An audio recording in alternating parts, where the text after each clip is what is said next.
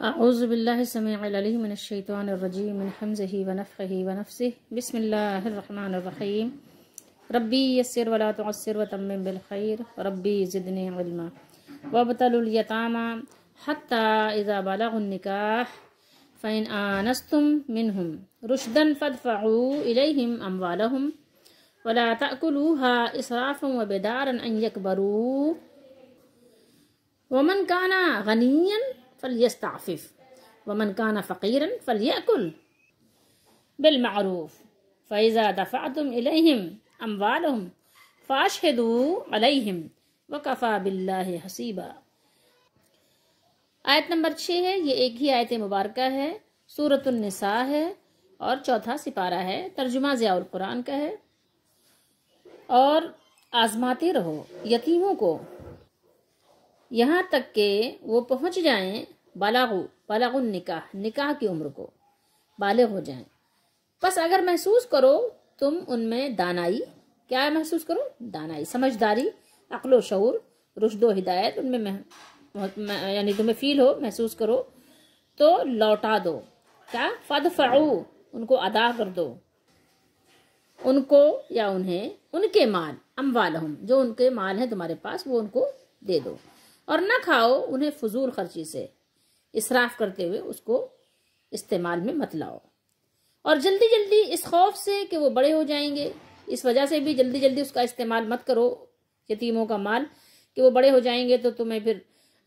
بے دخل کر دیں گے، ٹھیک ہے؟ تو یہ نہیں کرو۔ اور جو سرپرست غنی ہو، جو ان کی پرورش کرنے والا غنی ہو، چچا ہو یا ماموں ہو یا کوئی اور ہو،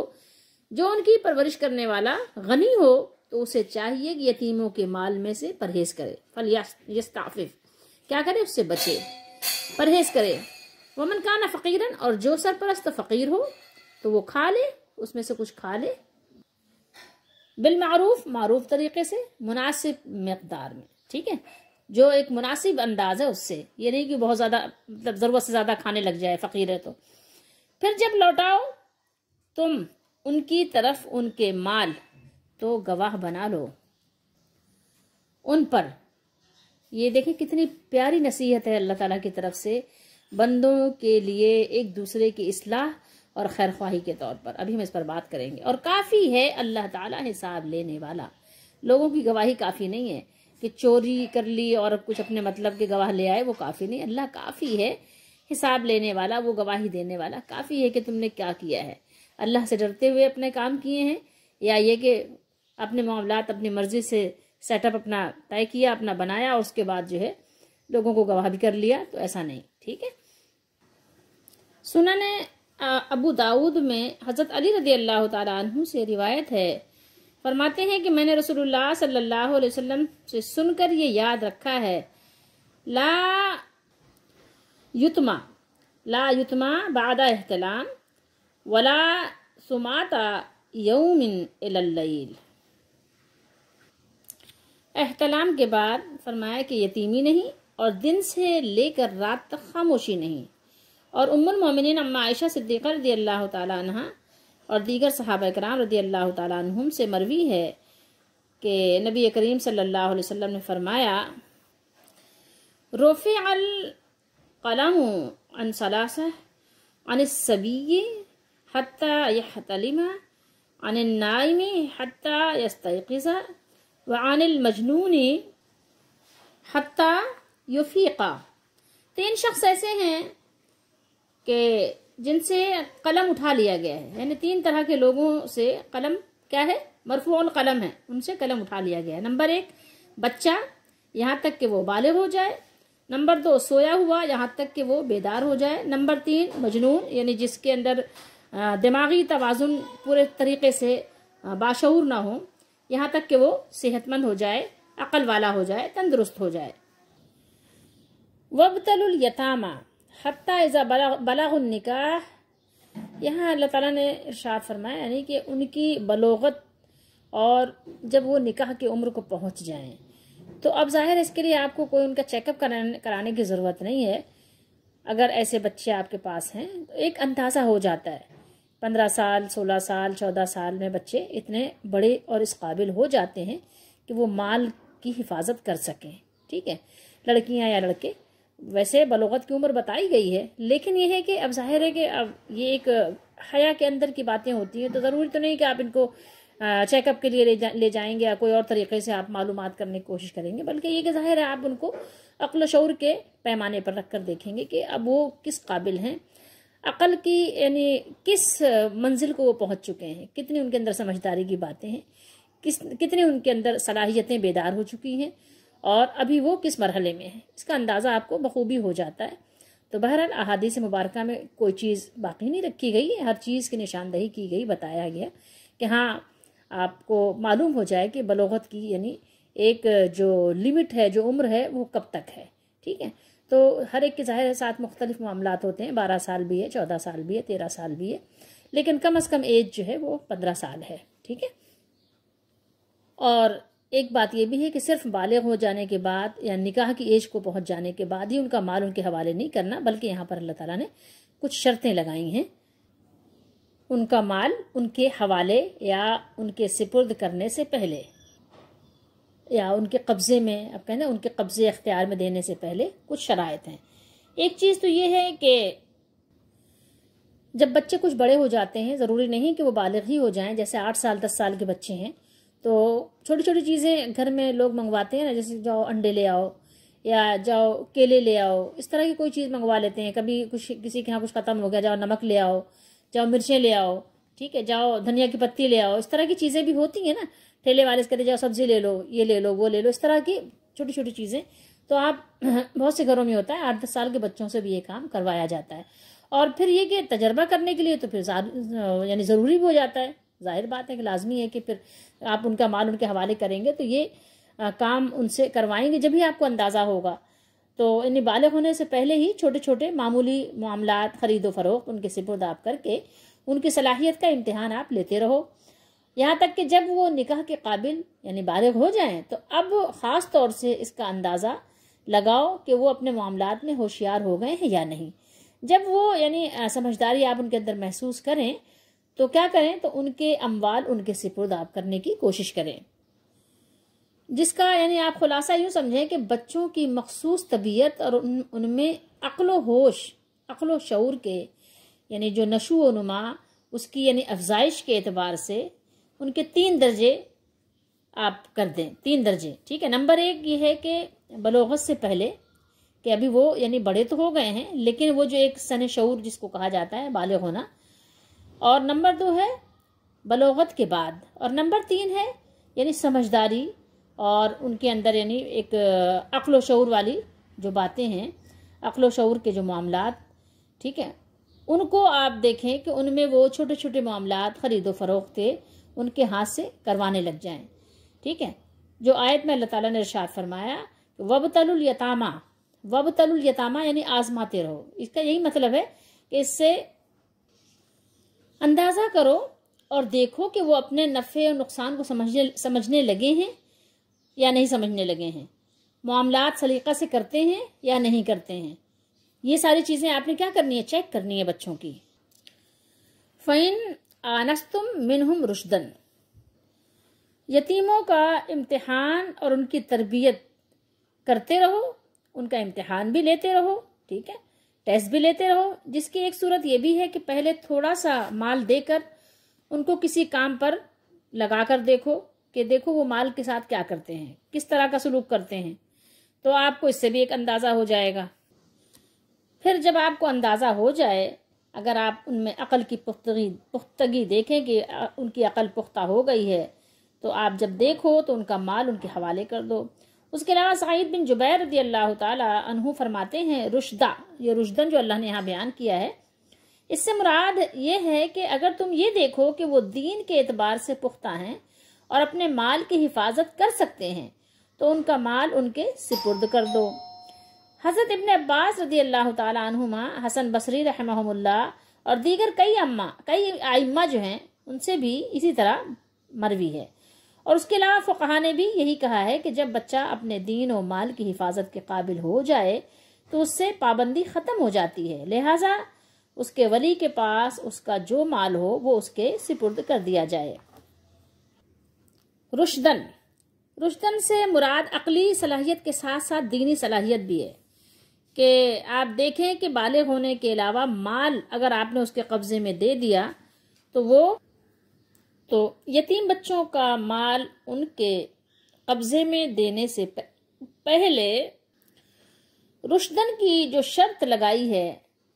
قرآن مجید نے اور اللہ تعالیٰ نے،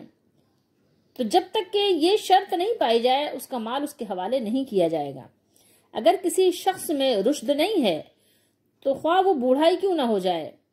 اس کا ولی اس کا مال اس کے حوالے نہ کرے، اس لیے کہ وہ اپنا اچھا برا نہیں سمجھ پاتا۔ اگر اس کے اندر اچھے برے کی اپنی تمیز نہیں ہے، شعور نہیں ہے، تو کیا کرے گا؟ وہ مال کو ضائع کر دے گا۔ اور جس جگہ خرچ کرنا ہے اس جگہ نہیں خرچ کرے بلکہ کسی اور جگہ پہ خرچ کرے، ناجائز اور فضول جگہوں پہ وہ خرچ کر رہا ہے، تو پھر بھی آپ نے اس کی تربیت کرنی، اس کو سمجھانا ہے، اس کے اندر عقل و شعور کو بیدار کرنا ہے، یہ آپ کی ذمہ داریوں میں سے ہے۔ وَلَا تَأْكُلُوهَا إِسْرَافًا وَبِدَارًا أَن يَكْبَرُوا، اور اس خوف سے کہ وہ بڑے ہو جائیں گے، بڑے ہو کر وہ کیا کریں گے؟ تم سے اپنا مال واپس لے لیں گے، تو تم یہ کرنے لگ جاؤ کہ اس کو فضول خرچی اور جلدی جلدی میں کیا کرو؟ خرچ نہ کر ڈالو، ٹھیک ہے؟ بے جا مقامات پر اڑا نہ ڈالو۔ اللہ تعالیٰ نے کسی ناگزیر حاجت و ضرورت کے بغیر اس کے علاوہ یتیموں کے مال کو کھانے سے منع فرمایا ہے۔ اسرافاً و بیدارن، یعنی ان کے بڑے ہونے سے پہلے جلدی سے اسے کھا نہ جاؤ۔ ظاہر ہے سارا مال انسان کھاتا تو نہیں ہے نا، کچھ تو پہنتا بھی ہے، کچھ تو استعمال میں لاتا ہے، تو سب چیزیں کھاتا ہی تو نہیں ہے نا۔ سارا مال کیا انسان صرف کھاتا ہے؟ صرف کھاتا تو نہیں ہے نا، بہت سارے اور بھی اس کے یعنی شغل ہیں مال کے، بہت سارے اس کے مطلب یعنی مشاغل ہیں جہاں پر انسان اپنے مال کو استعمال کرتا ہے۔ تو کھانے سے مراد یہی ہے نا کہ استعمال کر لینا۔ وَلَا تَأْكُلُوهَا، یہاں یہ کھانے سے مراد ہے نا کہ انسان سب کچھ کھائے گئی، سب کچھ کھاتا نہیں ہے، لیکن کھانے سے تعبیر اس لیے کیا جاتا ہے کہ کھا لیا، ہڑپ کر لیا، یعنی سارا کچھ یعنی تم نے ہضم کر لیا، استعمال کر ڈالا، یہ مقصد ہے۔ تو یہاں پر یہ بات اللہ تعالیٰ نے فرمائی کہ وَمَنْ كَانَ فَقِيرًا وَمَنْ كَانَ غَنِيًّا فرمایا فَلْيَسْتَعْفِفْ، کیا یعنی جو شخص یتیم کے مال سے بے نیاز ہو، یعنی اس کو ضرورت نہ ہو، اللہ نے اس کو خود اتنا دیا ہو، جائیداد ہو، زمین ہو، پراپرٹی کے علاوہ اس کے پاس بینک بیلنس ہو یا گولڈ کی صورت میں جیسے سونا چاندی ہو، تو اس کے پاس خود اپنا مال ہو یا نہ بھی ہو، یہ سب چیزیں اس کی اپنی ضروریات زندگی اپنی اس کی تنخواہ یا اجرت مزدوری میں پوری ہو جاتی ہے اور اس کو ضرورت نہیں پڑتی کسی کی طرف دیکھنے کی، تو پھر اس کو چاہیے کہ یتیم کے مال کی طرف دیکھے بھی نہیں، یعنی کچھ بھی استعمال نہ کرے، ٹھیک ہے؟ صرف اور صرف ثواب کی نیت سے یتیم کی تربیت، پرورش اور ان کی جو ہے دیکھ بھال کرتا رہے، ان کی حفاظت، ان کے مال کی حفاظت کرتا رہے۔ تو جس شخص کو اللہ تعالیٰ نے یتیم کے مال سے بے نیاز کیا ہو، دیکھیں زیادہ کی تو کوئی حد نہیں ہے، آپ اگر اپنی خواہشات آپ جو ہے اس کو تکمیل کرنے لگیں گے خواہشات کی، تو پھر تو پتہ نہیں کیا کیا آپ کی ضروریات نکل آئیں گی۔ آپ خواہشات کے نام پر اپنی ضروریات آپ نکالتے رہیں گے، تو وہ تو پھر اس کی کوئی لمٹ ہی نہیں، کوئی حد ہی نہیں ہے۔ آپ پتہ چلا مال دیکھا آپ نے یتیم کا تو آپ کو گھر کی بہت ساری ڈیکوریشن یاد آ گئی، یہ سجا لو، بہت سارے برتن یاد آ گئے، یہ برتن خرید لو، بہت ساری چیزیں آپ کو یاد آ گئیں، تو نہیں، ایسا نہیں ہے، ٹھیک ہے؟ تو اگر آپ کو اللہ تعالیٰ نے یتیم کے مال سے بے نیاز رکھا ہے، ٹھیک ہے، تو آپ کو کیا چاہیے؟ تو آپ کو چاہیے کہ آپ اس سے بچیں، پرہیز کریں، ٹھیک ہے؟ اور بالکل ہی نہیں کھانا چاہیے آپ کو، اس کو بالکل بھی اپنے استعمال میں نہیں لانا چاہیے۔ لیکن آگے کیا بیان کیا؟ وَمَنْ كَانَ فَقِيرًا فَلْيَأْكُلْ بِالْمَعْرُوفِ،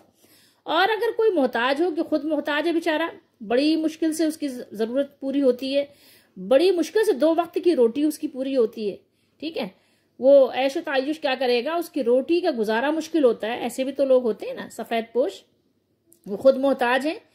بہت محنت مزدوری کرتے ہیں، تو ضرورت بھر کا یا کبھی ضرورت سے کم ہی گھر میں لے کر آتے ہیں۔ تو جو محتاج ہو وہ مناسب طور پر بقدر ضرورت جتنی یعنی ہے کہ کچھ تھوڑا سا لے لے، ٹھیک ہے؟ تھوڑا سا، یہ وہ خود بہتر جانتا ہے کہ وہ کس حد تک یعنی لے سکتا ہے تو اس کے لیے جائز ہوگا۔ ہر شخص اپنے بارے میں بہتر جانتا ہے، دوسرا جو کچھ کہے گا وہ لازمی بات ہے کہ ایک اندازے ہی سے کہے گا۔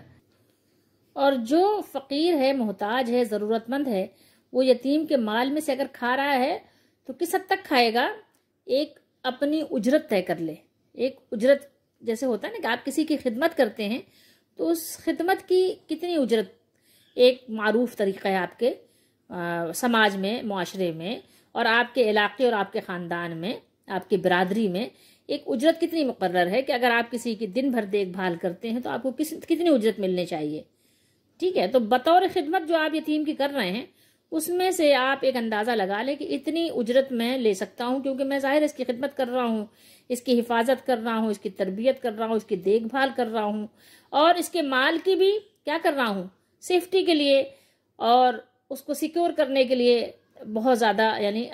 اس کے لیے میں کام کر رہا ہوں. تو یہ ساری چیزیں وہ دیکھ لے کہ میں نے کتنا لے سکتا ہوں، کیونکہ اللہ تعالیٰ دیکھ رہا ہے. یہ بات تو آپ کے پیش نظر رہنا ہی چاہیے. تو اب جو ہے کیا کریں، اس کے بارے میں حدیث شریف میں بھی ہے کہ امام ابن ابو حاتم نے بھی بیان کیا ہے اور امام بخاری نے بھی اس کو بیان کیا ہے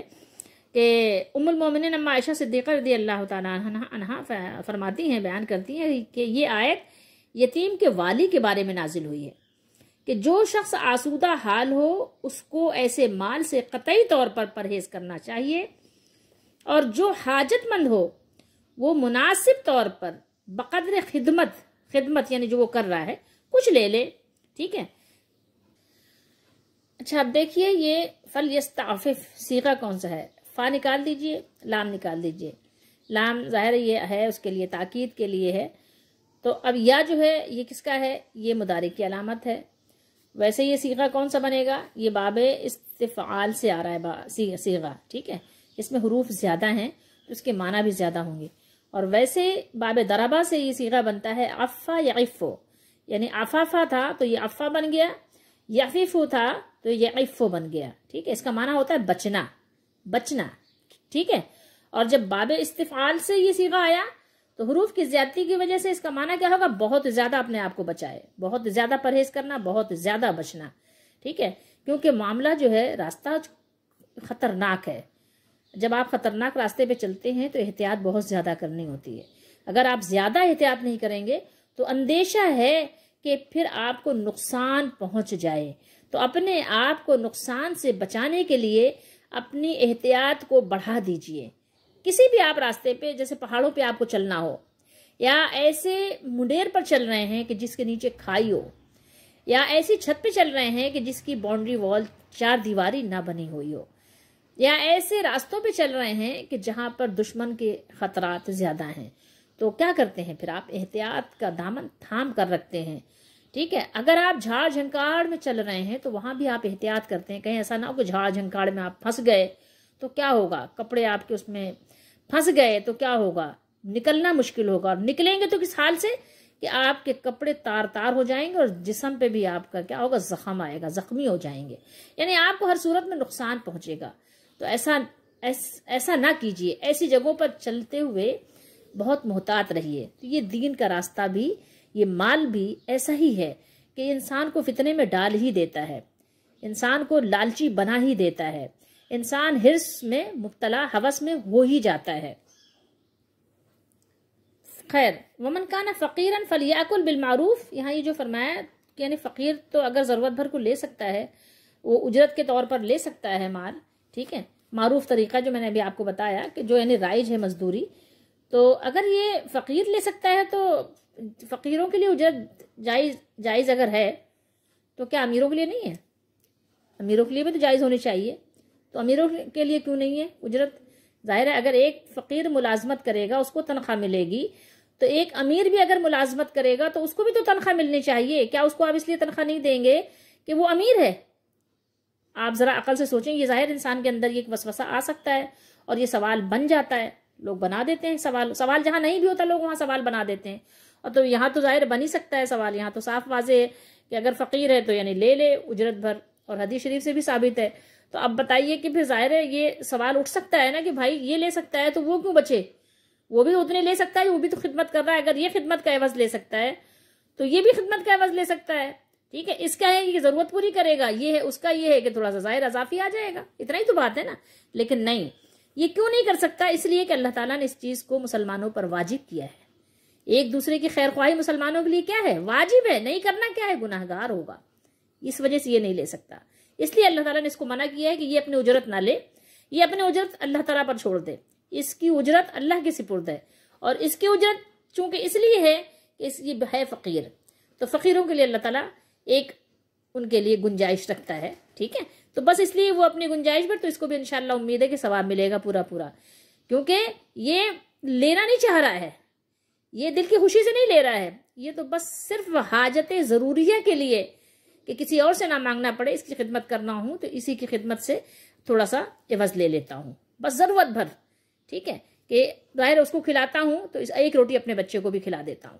بس ضرورت بھر لے، تو یہ ہے معروف طریقہ، تو معروف طریقے سے یہ اپنی ضرورت کو پورا کر سکتا ہے، اور اس کا ثواب، غنی کا ثواب جو ہے وہ اللہ کے سپرد ہے، اور یہ نہ سمجھے کہ اب ہمیں کرنے کی ضرورت کیا ہے، ہم یتیم کی خدمت کیوں کریں جب ہمیں کچھ لینا ہی دینا نہیں ہے، تو لینا دینا یہ ہے، دیکھیں اللہ تعالیٰ نے مومنوں سے ان کی جانیں خرید لی ہیں جنت کے بدلے میں، تو آپ نے تو اللہ کا حکم پورا کرنا ہے، نہیں کریں گے تو گناہگار ہوں گے۔ اگر ایک بھائی ہے اور ایک بھائی نہیں ہے، ایک بھائی کے بچے جو ہے یتیم ہیں، تو ایک بھائی کی ذمہ داری بنتی ہے کہ اپنے بھتیجوں کی دیکھ بھال کرے، ماموں ہے اس کی ذمہ داری بنتی ہے، خالہ ہے اس کی ذمہ داری بنتی ہے، پھپھی ہے اس کی ذمہ داری بنتی ہے، کوئی نہیں بھی ہے دور پرے کا رشتہ بھی نہیں تو پڑوسیوں کی ذمہ داری بنتی ہے، یتیموں کی دیکھ بھال کریں، ذمہ داری بنتی ہے ان کی، نہیں کریں گے تو گناہگار ہوں گے، اور کریں گے تو کیا ہوں گے، کریں گے تو اللہ تعالیٰ کی رحمت کے حقدار ہوں گے۔ حتی اذا بلغ النکاح، یہاں اللہ تعالیٰ نے کیا بیان کیا ہے، یہاں یہ بیان فرما کر اللہ تعالیٰ نے اشارہ فرما دیا کہ اصل بلوغ کسی عمر کے ساتھ مقید نہیں ہے کہ 10 سال یا 11 سال یا 12 سال یا 15 سال، بلکہ اس کا مدار ان آثار پر ہے جو بلوغت کے بعد پیش آتے ہیں، ٹھیک ہے، اور وہ آثار نمایاں ہو جاتے ہیں بچوں پر، وہ ظاہر ہو جاتے ہیں، کسی کو بتانے کی ضرورت نہیں ہوتی کہ بچے اب نکاح کے قابل ہو گئے ہیں، بلکہ آثار سے ظاہر ہو جاتا ہے کہ اب بچوں کو اگر نکاح کر دیا جائے تو اس کی صلاحیت یہ رکھتے ہیں کہ یہ شوہر یا بیوی ایک دوسرے کو نبھا سکتے ہیں، ایک دوسرے کے حقوق ادا کر سکتے ہیں، تو اس کا اندازہ ہو جاتا ہے۔ تو یہاں اللہ تعالیٰ نے یعنی یہ بات بیان فرما دی کہ یعنی ان کے اندر ایک شعور یہ آ گیا کہ اس قابل ہو گئے کہ وہ نکاح کر سکتے ہیں، ان کا نکاح کیا جا سکتا ہے، اور دوسری شرط یہ ہے کہ ان کے اندر رشد پایا جائے، رشد کی صلاحیت ان کے اندر نمودار ہو گئی ہے، دانائی و حکمت ان کے اندر ظاہر ہو چکی ہے، تو یہ شرائط اگر آپ پا لیں، دیکھ لیں، تو پھر آپ کے لیے اللہ تعالیٰ نے حکم فرمایا فَإِذَا دَفَعْتُمْ إِلَيْهِمْ أَمْوَالَهُمْ، جب وہ بلوغت اور عقل کی پختگی کو پہنچ جائیں تو ان کا مال ان کے حوالے کرنے لگو، تو کیا کرو، فَأَشْهِدُوا، کیا فرمایا، فَأَشْهِدُوا عَلَيْهِمْ، تو ان پر گواہ بنا لیا کرو۔ ابھی دیکھیں گواہی کیسی پیاری بات اللہ تعالیٰ نے سکھائی، ان پر گواہ بنا لیا کرو، یہ اللہ تعالیٰ نے والیوں کو حکم دیا ہے، ولی کی جمع کیا ہے، والی، ٹھیک ہے، والیوں کو اللہ تعالیٰ نے حکم دیا ہے کہ یتیم جب بالغ ہو جائیں اور یہ ان کا مال ان کے حوالے کریں تو اس پر گواہ کر لیں، یعنی گواہوں کو مقرر کر لیں، کچھ لوگوں کو بلا لیں گواہی کے لیے کہ بھائی دیکھ لو میں ان لوگوں کا مال ان کے حوالے کر رہا ہوں، ٹھیک ہے، گواہ بنا لیں تاکہ کوئی انکار نہ کر سکے، تاکہ کوئی یہ بچے، ظاہر ہے آپ کو پتہ ہے شیطان تو ہے نا انسان کے ساتھ، کل کوئی بچے مکر جائیں کہ میرے چاچا نے، میرے ماموں نے مجھے مال پورا نہیں دیا تھا، جتنا میرا حق بنتا تھا پوری نہیں دی تھی، اتنا دیا تھا، اتنا نہیں دیا تھا، اتنا دیا تھا، یہ ہو سکتا ہے نا، یہ خیال پیدا ہو سکتا ہے، تو کیا کریں گے پھر، گواہ تھے ان کے سامنے، آپ نے ان کو دکھا کے بٹھا کے بتا کے کہ دیکھیے بھیا ہم ان کے حوالے کر رہے ہیں، ماشاءاللہ یہ بڑے ہو گئے ہیں، سمجھدار ہو گئے ہیں، اب یہ جو ہے عاقل بالغ ہیں، باشعور ہیں، دیکھیے میں ان کا مال ان کے حوالے کر رہا ہوں، ان کا مال ان کے سپرد کر رہا ہوں، جو جتنا ان کا حصہ ہے، جتنا ان کا حق ہے وہ ان کو دیا جا رہا ہے، تو آپ بھی دیکھ لو، گواہ ہو جاؤ،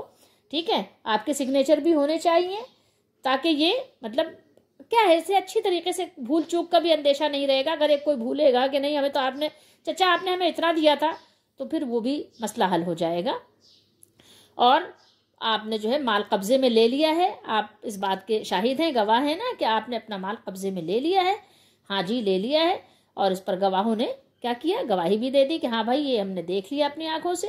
تو اللہ تعالیٰ نے پھر آگے کیا فرمایا، اللہ نے فرمایا وَكَفَى بِاللَّهِ حَسِيبًا، اللہ تعالیٰ اللہ تعالیٰ کیا ہے؟ اللہ تعالیٰ ہی گواہ اور حساب لینے والا کافی ہے، اس کی کفایت وہ کافی ہے، یعنی اللہ تعالیٰ ہی حساب لینے والا اور گواہ کافی ہے۔ اور اللہ تعالیٰ والیوں کو اس وقت بھی دیکھ رہا ہوتا ہے جب وہ یتیموں کے مال کی حفاظت کر رہے ہوتے ہیں، اور اس وقت بھی جب وہ انہیں ان کا مال حوالے کر رہے ہوتے ہیں، اور اسے اس بات کا پورا علم ہے اور علم ہوتا ہے کہ یہ انہیں ان کا مال کامل اور مکمل طریقے سے ادا کر رہے ہیں، یا اس میں کمی بیشی کر رہے ہیں، یا پورا نہیں دیا، کچھ چھپا لیا، کچھ ظاہر کر کے دے دیا، ٹھیک ہے، یا اس میں گنتی پوری کر دی اور اچھے برے کی تمیز نہیں کی، کھرا کھوٹا کر دیا، جیسے کہ اس سے پہلے ہم آیت میں پڑھ چکے ہیں۔ تو سب کچھ اس میں یعنی اللہ تعالیٰ نے بیان کر دیا کہ آپ نے کیا کیا کیا نہیں کیا۔ لوگ تو گواہ بن گئے، لیکن اصل گواہی تو اللہ کی ہے، وہ تو دیکھ رہا ہے، وہ آپ کا حساب صحیح کر دے گا کہ آپ نے صحیح کیا ہے یا نہیں کیا ہے، آپ صحیح پر ہیں یا صحیح پر نہیں ہیں، ٹھیک ہے، آپ کا حساب درست ہے یا آپ نے اس میں کمی بیشی کر دی ہے۔ اللہ تعالیٰ ان تمام حالات و واقعات کو خوب جانتا ہے۔ صحیح مسلم میں کتاب الامارہ میں امام مسلم نے ایک حدیث بیان کی ہے، فرمایا کہ رسول اللہ صلی اللہ علیہ وسلم نے فرمایا حضرت ابو ذر رضی اللہ تعالیٰ عنہ سے، فرمایا یا ابا ذر انی اراک ضعیفا و انی احب لک ما احب لنفسی لا تأمرن علی اثنین ولا تولین مال یتیم۔ اے ابو ذر، میں دیکھتا ہوں کہ تم کمزور ہو، تم ضعیف ہو مالی لحاظ سے، میں تمہارے لیے بھی وہی پسند کرتا ہوں جو اپنے لیے پسند کرتا ہوں، ٹھیک ہے، کیا فرمایا؟ لکا ما احب لنفسی، مطلب وہی پسند کرتا ہوں جو تمہارے لیے کرتا ہوں۔ تم دو آدمیوں پر ہرگز امیر نہ بننا اور نہ یتیم کے مال کا والی بننا، تم ایسا نہ کرنا۔ اللہ اکبر، یہ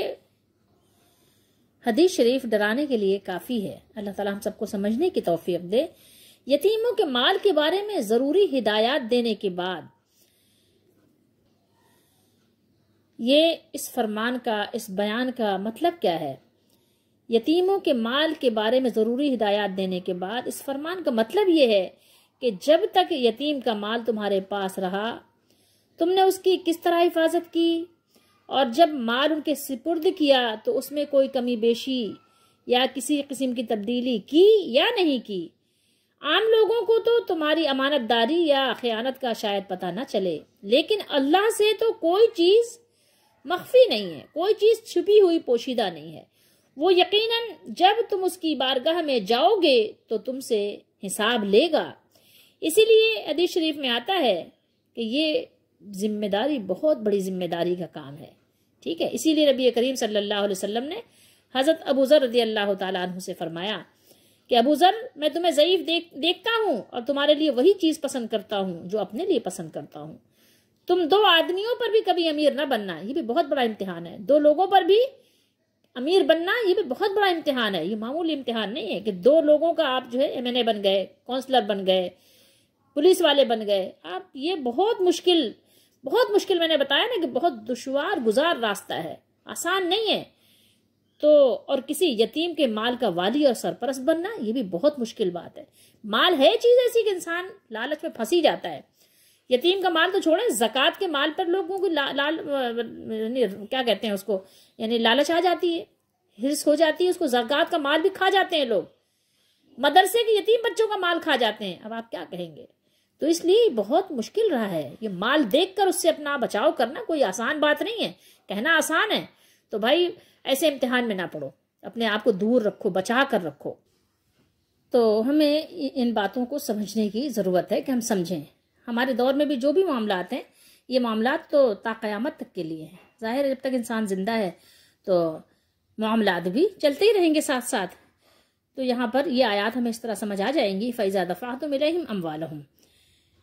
فَأَشْهِدُوا عَلَيْهِمْ وَكَفَى بِاللَّهِ حَسِيبًا، یعنی جب آزمائش کے بعد یتیموں کے اموال، ان کے مال، ان کے سپرد، ان کے حوالے، ان کے قبضے میں دینے لگ جاؤ تو چند نیک لوگوں کو، ٹھیک ہے، اچھے لوگوں کو، ایسے نہیں کہ وہ بھی ایسے ہی ہوں کہ الٹی سیدھی گواہی دینے لگ جائیں، ایسے بھی لوگ تو ہوتے ہیں، تو ان کو گواہ بنا لیا کرو تاکہ آئندہ کسی جھگڑے کا، کسی قسم کی بدمزگی کا، کسی قسم کی یعنی دل میں برا خیال، وسوسہ، وہم آنے کا جو اندیشہ ہو یا صورت پیدا ہو، تو جب پھر یہ لوگ آپ کو گواہی دے کے معاملہ رفع دفع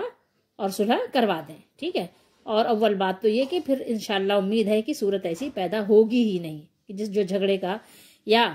کچھ بدگمانی کا باعث بنے۔ اور یاد رکھو کہ اللہ تعالیٰ کے حساب میں سب چیز ہے، اللہ تعالیٰ نے ہر چیز کا حساب رکھا ہوا ہے۔ یہ نہیں سمجھو کہ اللہ تعالیٰ نعوذ باللہ بھولا ہوا ہے، وہ غافل ہے، ٹھیک ہے، وہ بیمار تھا اس لیے اس کو پتہ نہیں چلا، ٹھیک ہے، وہ کسی اور کام پہ گیا ہوا تھا تو اس کو معلوم نہیں ہوا۔ نہیں، ایسا نہیں ہے، اللہ تعالیٰ کو سب معلوم ہے اور اس کے پاس سارا کچھ ہمارا حساب کتاب، ڈیٹا پورا موجود ہے اس کے پاس، ٹھیک ہے۔ اور اس آیت مبارکہ سے آپ وہ بھی اندازہ لگا لیں کہ جو لوگ اوقاف کے نگران ہیں یا مساجد و مدارس کے منتظم ہیں یا کسی ادارے کے ذمہ دار ہیں، ہوتے ہیں نا، بہت سارے ادارے ہیں جن کی ذمہ داری وہ لے لیتے ہیں، یا ایسی ہی دوسری کوئی ملکی اور ملی خدمات جن کا انجام دینا انہوں نے اپنے ذمے لے لیا ہے، ان پر وہ مامور ہیں، تو ان حضرات کے لیے بھی یہاں پر غور و فکر کا بہت سارا جو ہے موقع اور محل موجود ہے۔ اسلام کتنا خوبصورت دین ہے، اسلام کتنا صاف اور شفاف اور پاکیزہ دین ہے کہ دلوں میں میل بھی نہیں آنے دیتا، ایک ایک چیز سکھاتا ہے، کیسی خوبصورت تربیت کرتا ہے۔ رب تعالی وہ رب ہے، وہ تربیت بھی کرتا ہے، وہ ہمارا مربی ہے، حقیقی مربی ہمارا رب ہی ہے۔ یعنی دیکھیے کہ یتیم کے متولی اور ان کے وصی کو بھی یہ حکم دیا، متولی یعنی جو ان کے جس کے ولایت میں ہے یتیم یا جو اس کا وصی ہے، اس کو کتنا خوبصورت حکم دیا کہ گواہوں کے سامنے مال کو واپس کرو تاکہ کل کو تم پر کوئی الزام بھی نہ آئے، ٹھیک ہے، اس پر کوئی الزام نہ آئے کہ کوئی الزام لگا دے، ٹھیک ہے، بالکل پاک دامن رہو، صاف شفاف انداز سے زندگی گزارو، اور معاشرے میں تمہارا ایک اچھا نام، اچھا امیج ہونا چاہیے، کوئی برا تاثر تمہارے متعلق دوسروں کا نہیں ہونا چاہیے کہ تمہارا نام آئے تو لوگ کہیں اچھا یہ فلاں شخص ہے جس پر الزام لگا تھا، جس نے اپنے بھتیجے کا مال لے لیا تھا، جس نے اپنے بھانجے کا مال لے لیا تھا۔ نہیں، اسلام اس بات کو پسند نہیں کرتا کہ تم پر الزام آئے، تم ایک الزامی زندگی بسر کرو، نہیں، یہ اسلام کو پسند نہیں ہے۔ اپنے آپ کو پاک دامن رکھو ہر لحاظ سے۔ اور اللہ نے فرمایا وَكَفَى بِاللَّهِ حَسِيبًا، کیا مطلب ہے؟ اس کا مطلب یہ ہے کہ تم لوگوں کو مطمئن کر لو گے، لوگوں کو تو تم بتا دو گے کہ ہاں ایسا نہیں ہونا چاہیے کہ تمہارا ظاہر تو پاکیزہ ہے لیکن باطن تمہارا بہت گندا ہے، ایسا نہیں ہونا چاہیے۔ کیوں؟ اس لیے کہ لوگوں کے سامنے بھی پاکیزہ زندگی بسر کرو اور اپنے مالک کے سامنے بھی تمہارا دل بھی پاکیزہ ہونا چاہیے۔ تمہارا جو یعنی خلوت والا معاملہ ہے، جو تنہائی میں معاملہ ہے، وہ بھی تمہارا بالکل پارسا ہونا چاہیے، پارسائی سے مزین ہونا چاہیے، ڈیکوریٹ ہونا چاہیے، خوبصورت ہونا چاہیے، کیونکہ تم لوگوں کو مطمئن کر سکتے ہو، لوگوں کو مطمئن کر لو گے کہ جی جناب یہ تو بہت اچھے نیک صاحب ہیں اور یہ معاملات میں اور بہت یعنی کہنا چاہیے کہ سلجھے ہوئے ہیں اور بہت معاملات کو کلیئر رکھتے ہیں، کسی قسم کی یعنی ان کے اوپر کوئی شک شبہ نہیں کیا جا سکتا۔ لیکن یاد رکھو کہ اصل حساب تمہارا کس نے لینا ہے؟ اللہ نے لینا ہے۔ اصل حساب تمہارا کون لے گا؟ وہ تمہارا مالک، تمہارا رب لے گا، اس بات کا خاص خیال رکھو۔ اب آئیے دیکھتے ہیں کہ آیت نمبر 6 کا آیت نمبر 5 سے کیا ربط کیا ہے۔ ربط دیکھیے یہ ہے کہ آیت نمبر 5 میں اللہ نے فرمایا کہ اور تم اپنے وہ مال نادان لوگوں کے سپرد نہ کرو جو اللہ نے تمہارے لیے گزر بسر کا ذریعہ بنایا ہے، البتہ ان میں سے انہیں کھانے اور پہننے کے لیے دو اور ان سے اچھی بات کہو۔ یہاں یہ بات تھی کہ نادان لوگوں کو مال نہیں دینا تھا، لیکن تو پھر کیا یتیم جو بچے ہیں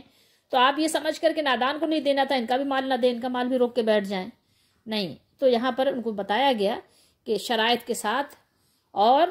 شعور کے ساتھ ان کا دیکھتے ہوئے، ان کا امتحان لیتے ہوئے ان کا مال ان کو واپس کر دو، ٹھیک ہے۔ تو اس آیت میں مال کی واپسی کا وقت اور اس کی شرائط کا ذکر ہے۔ جب یہ دو چیزیں پائی جائیں تو ان کے اموال ان کے حوالے کر دو، ٹھیک ہے۔ تو رشد سے مراد مالی انتظام اور کاروبار کی سوجھ بوجھ ہے، یتیموں کی صلاحیت اور قابلیت کو آزمانے کا ایک تو یہ طریقہ ہے کہ ابتدا میں انہیں ان کے مال کی قلیل سی مقدار دے دی جائے۔ اگر اس میں تصرف سے ان کی ہونہاری کے آثار نمایاں ہوں تو سارا مال ان کے سپرد کر دو۔ اور دوسرا طریقہ یہ ہے کہ ان سے وقتاً فوقتاً کاروبار اور نظم و نسق کے سلسلے میں مشورہ طلب کرو، ٹھیک ہے، تم کو ان سے مشورہ طلب کرنا چاہیے، ٹھیک ہے، کیا جانا چاہیے، اور ان کی رائے میں سنجیدگی اور عقل مندی اگر پائی جائے تو ان کی چیز ان کے حوالے کر دو، ٹھیک ہے۔ کوڈ آف ورڈز جو ہے کا قانون انہی آیات سے آپ دیکھیں تو ماخوذ ہے۔ ان آیات سے یہ حقیقت واضح ہو گئی کہ اسلام اگرچہ انفرادی ملکیت کو تسلیم کرتا ہے لیکن اس کے ناجائز استعمال کی اجازت نہیں دیتا۔ اگر کوئی شخص اپنی دولت کو یوں خرچ کرنا شروع کر دے جس سے اس کو خود بھی اپنا ذاتی نقصان پہنچنے کا اندیشہ ہو اور قوم کا نظام اخلاق اس کی بے راہ روی سے داغدار ہو رہا ہو تو کس کو؟ سرپرستوں کو، ولیوں کو حق پہنچتا ہے کہ اس کے مال کی حفاظت وہ خود کریں۔ اب آئیے دیکھتے ہیں کہ ہمارا طرز عمل کیا ہے، ہم کیا سلوک کرتے ہیں۔ ہمارے ہاں معاملہ یہ ہے کہ اگر کسی ایک بھائی کا انتقال ہو گیا اور اس کے چھوٹے چھوٹے بچے ہیں تو کیا کرتے ہیں؟ لوگ کہتے ہیں کہ بھائی آپ کا گھر میں کوئی حصہ نہیں ہے، آپ کا اس میں کوئی حصہ نہیں ہے، اس میں کوئی حصہ نہیں ہے، مطلب اس طرح کی باتیں کر کے ان یتیم بچوں کو بے دخل کرنا چاہتے ہیں۔ ذرا آپ غور کریے طرز عمل پر۔ ایک چیز یاد رکھیے، ایک قانون ہے جو لوگوں کو، بہت سے لوگوں کو نہیں پتا ہوتا، بہت سے لوگوں کو ہو سکتا ہے پتہ بھی ہو۔ ایک مثال کے طور پر کسی کے والدین اگر زندہ ہیں، یاد رکھیے اس قانون کو،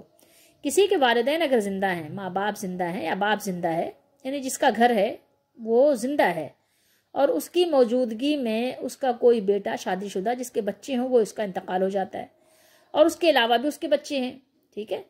اس کے علاوہ بھی بچے ہیں، تو ایسی صورت میں جس بچے کا انتقال باپ کی موجودگی میں ہو گیا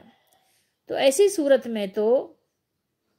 اس بچے کا، اس بیٹے کا جس کا انتقال ہو گیا تو اس کا حصہ ساقط ہو جاتا ہے، ٹھیک ہے، سمجھ رہے ہیں بات کو۔ لیکن پھر بھی اسلام کی خوبی اور اس کی خوبصورتی یہ ہے کہ ایسے میں وصیت کا حکم دیا اسلام نے کہ باپ کو چاہیے کہ اپنے بیٹوں کو حصہ، ظاہر ہے وہ باپ کے انتقال پر کیا ہوگا، چونکہ ظاہر پوتی پوتے یتیم ہو گئے ہیں اور اس کا بیٹا جو ہے وہ جوان بیٹا ختم ہو گیا ہے، جوان یا ادھیڑ جو بھی تھا، بیٹا اس کا ختم ہو گیا، پوتی پوتے ہو گئے یتیم، باپ لیکن زندہ ہے، جس کی جائیداد ہے، جس کا یعنی مال ہے وہ زندہ ہے۔ اب اس کی ذمہ داری بنتی ہے کہ ایسی صورت میں اپنے پوتی پوتوں کو کیا کرے؟ وصیت کر جائے کہ دیکھو یہ میرا مال ہے، کیونکہ 1/3 کی وصیت کا اللہ تعالیٰ نے حق دیا ہے، تو آپ پوتی پوتوں کو یا نواسی نواسوں کو وصیت کر دیں کہ میرا 1/3 سے ان کو اتنا حصہ دے دیا جائے، جتنا آپ دینا چاہیں، 1/3 کے اندر آپ جتنا دینا چاہیں، اس سے زیادہ حق نہیں ہے، کیونکہ ہم اپنی مرضی کے مالک نہیں ہیں، ہم تو اللہ کے قانون کے پابند ہیں، ٹھیک ہے، اللہ کے حکم کے پابند ہیں، تو ہم اللہ کی مرضی کے مالک ہیں، جیسا اللہ کہے گا ہم ویسا کریں گے، اپنی مرضی نہیں چلائیں گے۔ تو 1/3 کی اللہ تعالیٰ نے ہمیں اجازت دی ہے، تو اس کے اندر رہتے رہتے آپ جو ہے وصیت کر سکتے ہیں اپنی پوتی پوتوں کو، نواسی نواسوں کو، یا جس کو بھی آپ دینا چاہیں، لیکن ظاہر اگر یہ ضرورت مند ہے پوتی پوتے آپ کے تو آپ ان کو وصیت کر جائیے، یا نواسی نواسوں کو آپ وصیت کر جائیے، تو آپ کے بچے پھر کیا کریں گے؟ بے دخل نہیں کر سکیں گے، یا ہو سکے تو آپ اپنی زندگی میں ان کو دے دیجئے، ان کے نام کر دیجئے، مال ہے، زمین ہے، جو بھی ہے، گھر ہے، فلیٹ ہے، دکان ہے، جو بھی ہے۔ اور دوسری صورت یہ ہے کہ باپ کا انتقال پہلے ہو گیا، ایسا بھی ہوتا ہے نا کہ ماں باپ پہلے ختم ہو گئے اور بچے زندہ ہیں، اور ماں باپ کے انتقال کے بعد کیا ہوا کہ ایک بیٹے کا یا ایک بیٹی کا انتقال ہو گیا، تو ایسی صورت میں چونکہ مال بٹا نہیں تھا تو اب جو باقی بچے رہ جاتے ہیں وہ سمجھتے ہیں کہ جناب وہ تو اب فلاں بھائی کا یا فلاں بہن کا انتقال ہو گیا تو اس کا حصہ ختم ہو گیا۔ اس کا حصہ ختم نہیں ہوا جناب، کیونکہ اس کا انتقال باپ کے انتقال کے بعد ہوا ہے یا ماں کے انتقال کے بعد ہوا ہے، تو اب جو باپ کا مال تھا وہ اس کے بچوں کو منتقل ہوگا، اس کے بچوں کو ملے گا، اس کے بچوں کو بے دخل نہیں کیا جا سکتا، کیونکہ باپ کے سامنے مال بٹا نہیں تھا، تو اب جو باپ کے حصے کا مال ہے وہ اس کے بچوں کو ملے گا۔ یہ یاد رہنے کی چیز ہے، یاد رکھنی چاہیے اس قانون اور طریقہ کار کو جو اسلام کا بنایا ہوا ہے۔ اور اس کے علاوہ یہ ہے کہ جو چچا ہیں، پھپھیاں ہیں اور دیگر جو رشتہ دار احباب ہیں، ان کے لیے ان کی ذمہ داری بنتی ہے کہ ایسے بچوں کے ساتھ حسن سلوک سے پیش آئیں۔ جتنا کا ان بچوں کا خیال اپنے بھائی کی زندگی میں کیا کرتے تھے یا بہن کی زندگی میں کیا کرتے تھے، تو اب ان کو چاہیے کہ ایکسٹرا اس سے زیادہ خیال کریں، کیونکہ اب یہ بچے ایسے ہیں کہ ان کے اوپر ان کے والد کا یا ان کی والدہ کا سایہ نہیں ہے، اب ان کا سرپرست نہیں ہے، تو اب ان کے دل جو ہے وہ کمزور ہے، ٹوٹے ہوئے ہیں، ان کی دلجوئی کرنے کی زیادہ ضرورت ہے۔ اگر ہے تو مال کے ساتھ بھی، اگر مال نہیں ہے تو کم از کم زبان سے تو اچھے اخلاق کے ساتھ ان بچوں کے ساتھ آپ پیش آئیں، اگر ہم اللہ سے ڈرتے ہیں تو۔ اگر اللہ سے نہیں ڈرتے تو ظاہر ہے ہر ایک کی اپنی مرضی ہے، جو چاہے کرے۔ تو بہرحال دین ہمارا بہت خوبصورت دین ہے، اور اس کے علاوہ یہ کہ اللہ تعالیٰ نے واضح طور پر یہاں سب کچھ بیان کر دیا کہ جب مال یتیم کا واپس کرنے لگو تو چپکے سے واپس نہیں کرو کہ خاموشی سے آپ نے واپس کر دیا، بلکہ گواہوں کی موجودگی میں ایک ایک چیز انہیں لوٹا دو۔ اس طرح کسی قسم کی غلط فہمی پیدا نہیں ہوگی، اور آئندہ کسی جھگڑے کا خدشہ بھی نہیں ہوگا، وہ بھی ختم ہو جائے گا۔ اور آخر میں پھر اللہ تعالیٰ نے تنبیہ بھی فرما دی کہ تم لوگوں کی آنکھوں میں خاک ڈال سکتے ہو، دھول جھونک سکتے ہو، لیکن اللہ تعالیٰ سے تمہارا کوئی فعل پوشیدہ نہیں ہے۔ لیکن یاد رکھنے کی چیز یہ ہے، یاد رکھو کہ اللہ تعالیٰ سے تمہارا کوئی فعل پوشیدہ نہیں ہے۔ اگر تم نے ان کے مال میں خیانت کی ہے تو یاد رکھو کہ اللہ تعالیٰ کی حضور میں، اللہ تعالیٰ کے سامنے ایک ایک پائی کا حساب دینا ہوگا، جواب دینا پڑے گا۔ تو اس لیے اس بات کا بہت زیادہ اہتمام کرو